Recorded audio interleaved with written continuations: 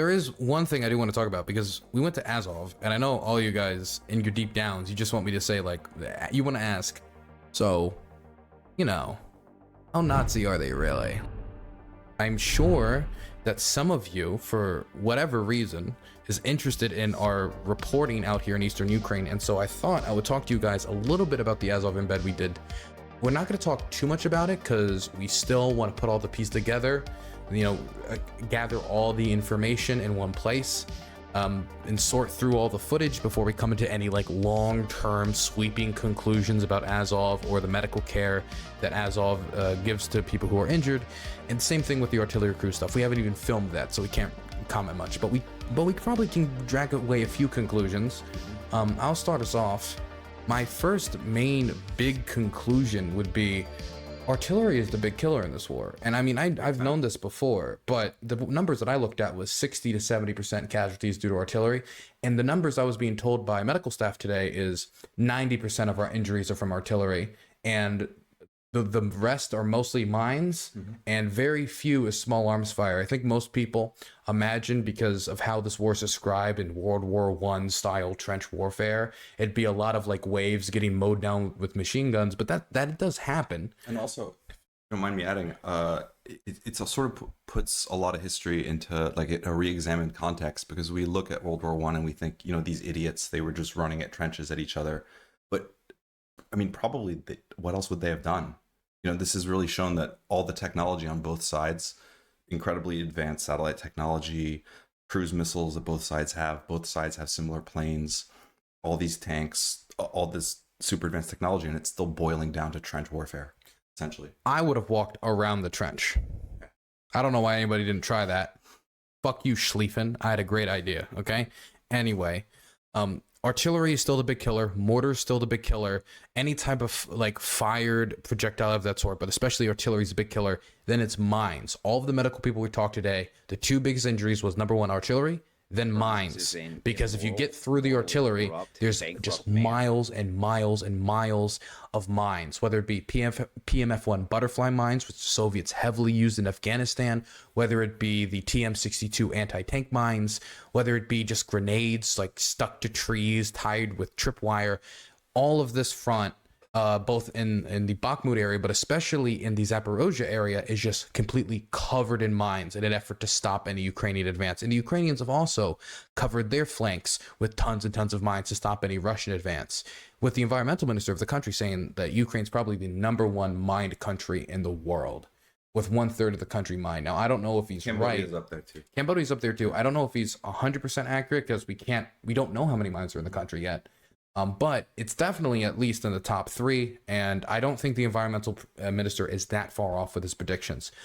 That's what we've gotten from the types of injuries soldiers are getting. And also, I wanted to add that kind of puts into context a lot of the time people will ask you, when you wear a vest and a helmet, do you really think that's going to stop a bullet? Because like your face is exposed and parts of your body are exposed, your lower half is exposed. But a bulletproof vest is sort of like a misleading term, because it's not really to stop a bullet. It's to stop a piece of shrapnel like that big from killing you. Yeah. Basically. When we were actually looking at, and this is great that they showed us this. We were looking at X-rays today, and the pieces of that is great access. The pieces of shrapnel that we were looking at were not these gigantic pieces of shrapnel sticking out of their chest. It was the tiniest little bits that had embedded in their skull or embedded in their chest, possibly in their lungs. It does not take a lot to kill you. And those small pieces of shrapnel travel very, very, very, very, very fast. You get one of those things in your neck, and that could be the end of you. It does not take a lot to kill you. And so when you have one like artillery shell or rocket break into like 100 pieces of shrapnel, that's like 100 different deadly projectiles that can kill someone. And so I think a lot of people, when they think of shells, they think of like one explosion, and if you're in a tiny little, if you're in that explosive radius, that's what kills you. It's like that can kill you. The impacted explosion can kill you. If the shell hits you, obviously that'd kill you, but that's very rare. It's the shrapnel that's the big killer. It's the big thing that injures everyone. And this is sort of an imperfect comparison, but yesterday, was it, when we saw the cruise missile impacts? Yeah, it was yesterday. We were in Klashivka. I'm sorry, I'm very bad at pronouncing it. It's the same place where the market strike happened that killed 17 people. We went there we were on the Bakhmut road trying to travel Keep to security for this one. Yeah, but we can say we were on the Bakhmut road. Yeah. We were on the Bakhmut road going to a training spot, and on the way there was an impact in the city, and so we decided to go to where it was, and it was in this. Well, I don't want to say exactly where it was, but what do you want to say about it? Well, I wanted to say that you could see by Dylan will publish the footage of this eventually, but you could see by the way that the explosion happened that some objects were completely obliterated and some objects were curiously still there. And that's like what's so scary about artillery is it can theoretically land that's probably not usually how it happens, but it can land and not kill the person that's closer to it and then kill someone that's much farther away from it, theoretically, depending on how it lands. And it's just really, really very, very terrifying. Actually, it's extremely terrifying. I saw like Ukrainian uniforms in the trees, shoes in the trees, like everything was like obliterated by dangling just in random places. And we also met somebody while we were there. It was a Legionnaire. It was a foreign Legion guy. Well, not foreign, international Legion. We were talking about this earlier. It was an international Legion guy who's going to be storming trenches, and now in just a day, he's going to be storming trenches in this area, which is pretty crazy to think about, because that is probably the most dangerous profession for anybody in the Ukrainian military is storming trenches. It has an extremely high fatality ratio. I mean, entire assault groups can be wiped out in an afternoon. When you're charging forward into, again, these extremely mined positions that have anti-tank mine, anti-vehicle ditches, you've got the dragon's teeth, and then you've got these trenches of soldiers, some of which might be prison convicts, maybe not the best soldiers in the world, but still taking any entrenched position is going to be extremely difficult, definitely when you have so many physical barriers and you're going across these wide open fields. That's the biggest thing that gets me. I can't imagine running across 1.5 miles of open field covered in mines, having to be worried about that the whole time, just hoping that the demining crew that came in the night was correct, to then jump into this trench where you don't know what's sitting in the trench. Like all this time has passed since World War I, and it really is just boiling down to the same kind of tactics. I mean, there's probably more people being killed. Well, I don't know. I think most people were killed by artillery in World War I. Also, was it also? Yeah, artillery in World War I. We'll have to fact check that, but it's incredible how similar it is to previous conflicts with the just trench warfare. It's just insane. And if there's a good argument for why Ukraine should have more advanced weapons, I can't think of a better argument than that. Is that, would you rather they're able to use like a glide bomb or a storm shadow to take out a command center to soften up the resistance, or would you rather they have to dive into trenches like that? I mean, it really is. It's not a perfect. And they're diving into trenches where the other opponent has a deeper manpower pool. And the advantage of being a defender, and that's, one of the main rules of warfare is just that it favors the defender. But I will say I don't know if I'm 100% on board with all the World War I comparisons, because there's so many like crucial differences when it comes to like missiles and how deep you can get behind enemy lines with that, how you can disrupt logistics, how much like how drones have changed the face. The Germans bombed London in World War I. It's not to the same extent, not with the same ease of access. And the drones have really changed the face of the war. There was such a thing as a surprise attack in World War I. A surprise attack in this war is very difficult to pull off when there's eyes everywhere all the time. But it's constantly being watched. It has happened, but it's 10 times harder when you're being watched and they know where you're coming from. And also there's a psychological impact of that too, because it's like the sky is frightening here. We're kind of close to the front. Like we're many dozens of kilometers from the front. For those of you sitting at home, I think compared to you, we're a little bit closer. Oh, we're closer to the front than you guys, yeah. But like even here, the sky is scary. Like even here, you wouldn't want to group in like a large group of people. It would feel weird. We were actually driving on the Bakhmut road, and our fixer and translator Bogdan slowed down the car to make sure we weren't too close to the car in our front, out of a fear that it could be spotted us bunched up and it could be a juicy target for some Russian drone or some attack of some sort. And we were driving around on some of the hills overlooking occupied Lysychansk. Or Luhansk Oblast, sorry, and you could you could sort of sense the tension that it's an area where they can probably see you, and that sucks. Everywhere on that front was smoking. If I look to the right, in the. We don't want to mischaracterize it though. We were pretty far from the actual fighting. We were not on the front line, but the thing is about the front line in this war is if you're within artillery range, like it doesn't feel that different. It's like 4 miles away, then 5 miles away, then 3 miles away. Because once you're in artillery range, like you have to watch like every step. You need to really think about where you're moving. But when we were overlooking where all the fighting was happening, everywhere from every direction we could see in the direction of Luhansk was on fire. And I mean, there was smoke to our right, there was smoke in front of us, there was smoke to our left. It's a very active front. As much time has been dedicated in reporting to the Zaporozhye counteroffensive, this axis is still very active. There was 2 villages captured just a few weeks ago by the Ukrainians as they're trying to re-encircle Bakhmut and then capture it back. It's still a very active front.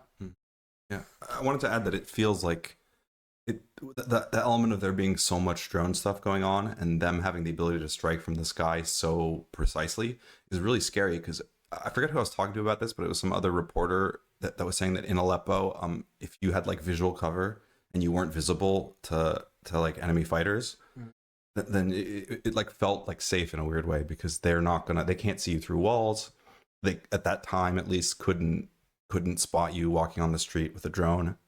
At that time, the regime probably didn't have like quadcopter style attack vehicles, and so if you were hidden, you felt safe. But now, as long as the sky is visible to you, it's like you're a target, and it just feels very psychologically intimidating. I see somebody in chat just kept saying like, "Hi, I'm Russian, Z or whatever." I don't care. Yeah, fuck off. I don't know what's the congratulations. Okay, I don't know if I don't know if you expected. We're gonna do a gigantic gay pride march down your red square, and then we're gonna fuck Lenin's corpse on TV. Jesus, Patrick. Oh, we are. It's true. That is true. We did organize that. Yeah. We did organize that. I'm sorry about that, guys. We did organize that. Very sorry. Sorry about Lenin. Very sorry about Lenin. He gave a good head though. What were we gonna say? Oh, there is one thing I do want to talk about, because we went to Azov, and I know all you guys in your deep downs, you just want me to say, like, you want to ask, so, how Nazi are they really? Like, where did we go in there and they introduced us with a little goose step? When we went in there, did we hear a bunch of German drinking songs? Not fuck him because he's Russian. I'm from America. I have a ton of Russian friends. Fuck him because Z. Yeah, because he posted Z. Fuck him because Z. That makes he posted Z and said he's Russian. I just think he wanted to come in to provoke people. I don't care. Yeah. I have Russian fans. Yeah, give me a break. Come on, have tons, Americans love Russians. Look, I have tons of Russian friends. Mm-hmm. Okay, I can speak on their behalf. They have chosen me as their ambassador. But the official Irish ambassador. Yeah, the official. I am the official speaker of all Russians. No, it's really strange because there are still probably almost absolutely, and in fact I can say there are Nazis in Azov. Mm-hmm. That is not something anyone can deny. It's not something you cannot see. Yes, Patrick, it is not something you cannot see. They're 100% there, but they don't dominate the organization like they used to. The organization, as it's become more integrated with the military, and the government has instituted like bans on political parties, bans on political symbolism, specifically like the hammer and sickle, which wasn't a problem in the military. They just kind of did it, I think, to be like, but we also hate the communists. But the ban of the swastika, that has seemed to have some effect in either watering down the organization, causing those other members to move off and engage in like political activism instead of being involved in the organization. Well, they take their orders from a Jewish guy and a Muslim guy right now. They do. They seem fine with that. That's one thing. And then the other aspect I wanted to talk about was that it's clear that a lot of people respect them that despise Nazism and that just have like a long, like our friend, that have a long family history of opposing Nazism and that unequivocally see Nazis as bad. And I actually remember in the first like 2 months of the war, I was in, I think it's Kharkiv, it might have been Zaporizhia, and there were 2 posters next to each other on which is so interesting, man. There were 2 posters, and one said Russia with the 2 S's as the SS runes, right? And then next to it was a poster for Azov with the reverse wolf's angle or national identity, whatever it is that they want to call it. So it was super interesting because it's one unambiguously negative association that the population has with the concept of the SS. But then you have Azov using a symbol that was at least semi-associated with Nazi Germany, but it's interesting. It's subtle like anything else. You know, there's people that unequivocally despise Nazism that still support Azov. Yeah, it's just the thing is, if you talk to people, a lot of them will just they go into long diatribes about their family members who fought in you know, the Great Patriotic War. They won't call it the Great Patriotic War, but you know, fought against the Nazis, fought against the German invaders, quote unquote. Even though there's a lot of talk about Ukraine's Nazi like evil, like dark Nazi past, and there were Nazi collaborators. We just saw that with the Canadian story with the SS guy. But good job, Trudeau. It's so stupid. That was unbelievably stupid. So offensive to that's such a Canadian also. Scandal, though. Yeah, it's so stupid. Ukraine had way more people who fought against the Nazis, and those people had kids, and those people told those stories to their kids, and those stories were passed down to generations, and those are stories that many people, including people who fight in Azov, inherited. Yeah, our good friend, actually, our good friend who we stay with in Kyiv, his grandfather, his great-grandfather, because we know his grandfather. Yes. His great-grandfather, I believe, killed a lot of Nazis. He did kill Nazis, yes, he did. And he was always proud of that. Violence is never the answer, Patrick. Sometimes it's the answer. But he killed Nazis, and he was very proud of it, according to our friend. And also, our friend tells us that he despised the Red Army and would go to their parades after the war and like mock them and like spit at them and stuff, which I think is funny. So it's you know, they celebrate the end of World War II as Victory Day here also. They did. They actually, Zelensky put out a Victory Day message. But there also were like, the medical guy we did an interview today, we didn't even bring up politics. We were explicitly told, and I do want to say this, we were explicitly told not to ask political questions. No, we were told they wouldn't answer political questions. They wouldn't answer, yeah. It was basically like, don't ask them because they're not going to get an answer. And so we didn't. We wanted to focus mostly on the medical stuff. And in my mind, it was like, well, if they don't want to give their side of the story, then I'll just say the history of Azov, what the organization is, without their side of the story, which is how you do it.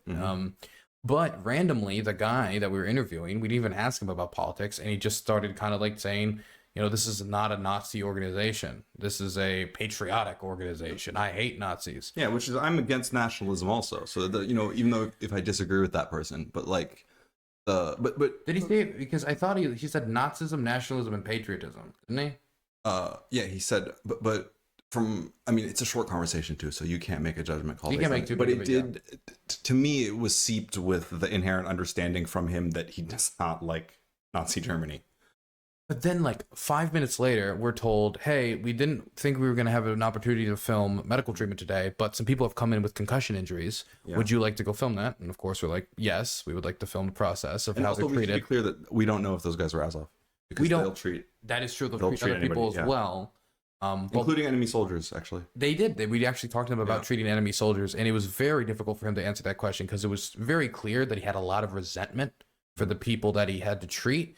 But there's a mentality in the Ukrainian military, not of like, they're human beings and we love them, which I think would be like the very idealistic kind of way of looking at it. They are proud of being better than them. They are proud of being better of them, but I think a lot of it is just we want to be able to say we're better than them. Sure, that's like life. Yeah, of course. Yeah. But a lot of it's like wanting to trade them for their own guys. I think that's 90% of the reason why they treat them. 90% of the reason they don't like motivation. They don't all like kill them all when they capture them. No, I still think it's against their rules. It's against yeah, but I think the primary motivator in the back of every Ukrainian soldier's mind is, hey, my buddy's in captivity. This guy could help me get my guy back. I don't think there's like I don't think they're having like a soliloquy in their mind about human rights and human dignity. I think that that's true for most people that wouldn't want to engage in that behavior. But the primary motivator, I think honor is part of it. I think we can't pretend that. No, I'm not saying it's not part of it. I'm just saying the primary motivator is wanting to get their guys back. Yeah, and when you talk to them, that's what they'll bring up. And that's what he brought up. I mean, but even in the way that Ukraine has conducted the war, you can see that honor has a large part to do with how they've selected targets and how they've fought. Like when Ukraine hits Moscow, they bomb empty skyscrapers and they hit FSB offices and like, you know, electrical stations. Whereas when Russia bombs us, it's, you know, where we are, they killed a lot of people at a restaurant recently, and it was clear that was the deliberate target. And what else was the other? Oh yeah, and then Kherson hospitals they targeted deliberately. the Four Paws Rescue Organization that we did our documentary for Offbeat Research for, unequivocally we proved that that Russia was targeting the rescuers that they knew were rescuers. But then there was this one guy, and he had this shirt, and I looked at it, and I immediately we did not notice this. No, you didn't notice it. I noticed it. You noticed it immediately? I noticed. I didn't say anything, but I did notice it. I didn't see the shirt. So he had this shirt. It said old school on it, and it was red and black coloring with old German style, you know, the type of German style lettering that I'm talking about. Ye old German style lettering. And it had the symbol in it that wasn't a swastika, but it looked it looked evocative of a swastika. In fact, I think I got it pulled up. We can just show you guys. Hey, look. You can't show it yet. No. Not that the picture of him, but the picture of the website. I can show the website. Yeah, sure, go for it. Look at this guy. He's trying to make sure I don't get dragged off by Azov in the middle of the night and put in an SBU interrogation room. I appreciate it. That's not what they do. No, that's not what they do. That was a joke. They couldn't do it even if they wanted to. And it had this symbol. You can kind of see it up here. It looks a lot like a swastika, doesn't it? Wouldn't you guys be a little sus if you saw that? I want to be clear. This is one guy. Yeah, this is one guy, and we saw dozens and dozens and dozens of people. That's the thing. I think we tried to calculate how many like black suns we've seen here, which is the #1 like white supremacist-esque symbol you're gonna see in this country. Even though some people will talk, "Whoa, the pagan root." Like I've yet to meet somebody wearing it. That I think there are people that genuinely don't have a clue about its association, but I think that's the minority. But also, that's their fault. Yeah, that's their fault. Yeah. That is a very evocative of a swastika. And you guys are saying, so what? Let me read the about us section before you say so what, okay? Again, this is one guy, right? Yeah. But this is the shirt he was wearing. Burns is an immoral, morally corrupt, bankrupt man. The main consumer, young, sporty Ukrainians and Europeans who prefer high-quality clothes of European production. Well, that's, I mean... You know, maybe it's an EU thing. Maybe it's like messed up in translation. Okay, what? Super pro European. Yeah, they're very pro. They're very pro the EU. They love it so much. Then you get down here. Here it is. It stands on the stones where the runes of our victories are carved. Weave the laces of our race's destiny and tamper the steel from which we forge our armor. This is white supremacist neo-Nazi shit, right? That was one guy. Right? Well, it sounds like it. Okay, how do you say our race's destiny and not immediately follow that up with 20 Zig Heils and a Hail Hitler? That's what I think that it is. But I'm just saying that technically you couldn't report it exactly as making the assumption.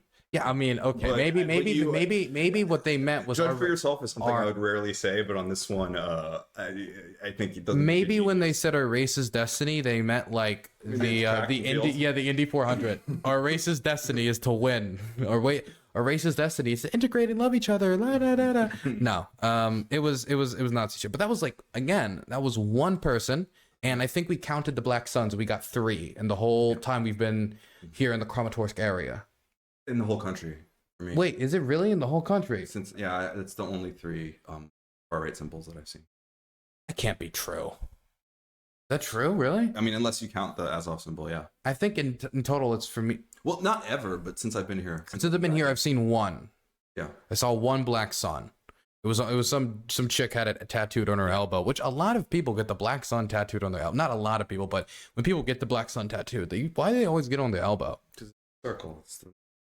Oh, I guess that would make sense if you're gonna put it anywhere. We're gonna get smiley faces tattooed. Yeah, we're gonna get smiley faces tattooed. But that was all the fascism I saw. Everything else was either like just milquetoast style patriotism or something that I would put under the broad label of like Ukrainian nationalism, which is a very broad label. And again, we have to be clear that there are people that fucking hate Nazism, that will always hate Nazism, that support Azov. Yeah, 100%, absolutely. 100%. There's Jews in Azov. There are I've talked to Jewish community members in the country. Some of them have problems with Azov's history. Others are like very pro Azov. Others will talk about like they don't like Blitzky for obvious reasons because of his history of comments of like really gross shit he said. And that's the one thing where when I was talking to people before this, it wasn't like, Dylan, you need to prove like that Azov's like the Nazi group. It was more like, can you just like can you just fucking show Blitzky to be an idiot? That was like the main comment I got from people getting before preparing for this. Anyway, that's all I can really say from my Azov experience. But again, to be clear, this was one person, and a lot of the people that you meet that are supporters or that, you know, just respect them as combatants are like from minority groups or are from or are unambiguously celebrate the victory over Nazi Germany. Oh yeah, I would. Our friend also was talking about that too. Yeah, just raised to despise Germans, but respects Azov. True. Yeah. Schnitzels are cool though. Yeah, I guess that's really all I have to say about like the Azov like Nazi question. And my only other comment would be that the Ukrainian government already has laws in the books banning these types of symbols. When they come up in any picture or photograph or video, I don't think it would be that terribly difficult for the army to pursue whoever was displaying that and say, take that shit off. I understand like the taboo of telling So they Ukraine, may be Nazis, but are Nazis to the story. No, that's not. I disagree with that strongly. Actually, you didn't listen. Look, yeah, that's exactly what I actually said. Was every Ukrainian I meet greeted me with a Zig Heil, and they goose stepped on my cock, and then threw me into the prison chamber. How it goes. That's exactly how it went. Yeah. Yes, you got the story. Thank you. But I think, but again, my main thing is I think the Ukrainian government should just enforce the rules that are on the book, which is banning these symbols. They ban swastikas and the hammers and sickles. And look, I'm like a free speech absolutist tool outside of like advocations for violence, and so I disagree with laws banning symbols like that on principle. But if you already have them on the books, especially like regulate that shit in the military. That shouldn't be in the military, period. But the laws already exist in the books. Just enforce the laws harder. Yeah. And I do think that it's unquestionable that the aspect of that that's like the white supremacist element is being like trending downwards. Yeah, it really does feel like Ukraine. I mean, the Ukrainian government. Oh, and also I should point out that there was like a black member of the Rada, and like how many, like a black guy who's Ukrainian who's a member of the Rada. And that's true. How many seats does the far right have in Ukraine? I think similar. It depends on how you define the term far right, but I think Svoboda has a seat. And okay, so Svoboda has the same number of black Ukrainians as Svoboda. In the 2019 elections, the far right, I think it was like Right Sector's political party, Svoboda, and I think it was like 4 or 5 other national. They like all formed like a coalition to like run on the same ticket. And then they ended up getting like 3.4% of the vote. And as a ticket, I don't think they got a single seat. I think Svoboda got one. So that's, if we're talking about the far right that gets all the attention in the press, they are political failures. Now, some people talk about whether after this war that's going to be there's going to be a reversal of fortunes because people are going to like view them all as heroes. I could see individual like Azov soldiers running on their record getting elected, but the idea that their political philosophy is going to get a precedent for power, the idea of like people are voting for them because of their ideals and as a party they're going to win, I don't buy that. Because the reason people like Azov, and I asked them about it, they say, well, it's because they're professional. It's not, well, because Blitzky stands for the white race, and like that's not what they say. I wanted to add that even the most conservative Ukrainians, Svoboda isn't far right. I couldn't disagree with you more. They are absolutely far right. Okay, even they are 100% far right and racist. Yes. And we're promoting the protocols of Elders of Zion. And did they do that? Yes, they did. When did they do that? In 2004. Then they denounced it, but whatever. But the point I was trying to make is that how do you promote the protocols of the that's like debunked 80 years ago? Oh yeah, it's a most blatant forgery in like history. But wait. Are you telling me that a Ukrainian ultra-nationalist political party decided to... No, let me finish. decided to promote Russian state propaganda in order to make what point? I mean, I don't know. That seems like... That's an interesting point, isn't it? That seems like a little... But the point I wanted to make is that even the most conservative Ukrainians, and even a lot of Ukrainians with far-right leanings, they all know the future that they're fighting for. They all know that they're fighting for a future where Ukraine will be more open, where there'll be more people of color, where it will be more integrated into Europe. I don't know if I agree with that. I'm not saying that that's their reasoning for fighting. I don't think that they're fighting for that purpose. But I think they know that the outcome of the side that they've chosen historically is a Ukraine that looks more like the Western democracies. And they know that that comes with immigration. I got that impression for the right sector interview, but I don't know if that's true in all cases, because, you know, when you're in these units and you're in these like bubbles with all your boys, what you end up fighting for, your ideology or the reason you're personally fighting, could be very different than what somebody's fighting out for personally, like 5 battalions over. So I just wouldn't want to make that blanket if those statement. people could vote to join the Shenzhen, the free Oh, travel zone, they would do it tomorrow. Absolutely. And that means immigrants. Well, actually, right sector has historically been very anti-EU, haven't they? I don't know. I don't remember. I remember them being very against like European, like the curse of liberalism, or so. If you go to the website, they go like the pseudo cultural Marxist, and they'll get like and get also, all into it. There's right sector is much scarier in my opinion than Azov, because Azov has very much been integrated into the military, whereas like right sector is a political force. They have been absorbed, but the political force is still there. Still there. I mean, the National Corps still exists, but they don't have any power. Yeah. Neither does really right sector's political party, but I think it's more somewhere.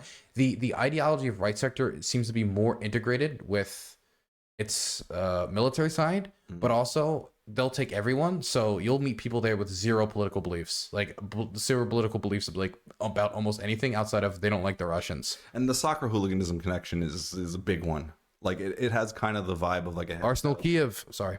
Yeah, it has the vibe of like a heavy metal kind of like crew. You know, like there'd be people that were obsessed with like runic shit in heavy metal communities. Well, is there any questions?